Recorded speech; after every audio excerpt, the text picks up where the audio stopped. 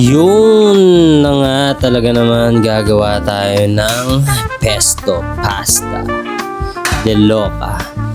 Para naman talagang bawing-bawi ang aming araw ni Mrs. Ito na rin kasi yung banding naming dalawa. Ang kumain, kaya igigisa ko na to. Inuna ko na nga yung bawang at sibuyas. Ayan, talagang minekos-mekos ka talaga ng bonggang-bongga yan. Siyempre, lagyan mo ng asin. Yung tamang-tama lang. Tansyahin mo para hindi maalat. At saktong-sakto lang ang panglasa. Tignan mo naman yung cooking skill ko, bro. 4 na taon ko pinag-aralan yan. Pero talagang misis ko lang ang gusto kong pagsilbihan. Kasi marami naman talagang pamamaraan ng, paghahanap ng pera.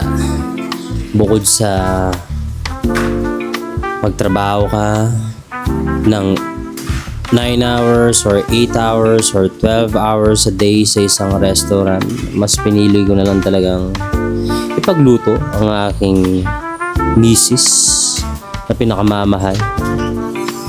Kaya wag na kayo magtaka kung bakit medyo nananaba kaming dalawa, kasi ganyan talaga kaming magmahalan. Yan ang love language namin dalawa. Hindi na mawawala sa aming dalawa yan, kasi we love food, we love eating. At ilalagay ko na nga yung pinaka-solid na cheese, kasi yan ang pagpapasarap sa ating pesto pasta. Yun lang naman. Salamat sa panonood. Peace out.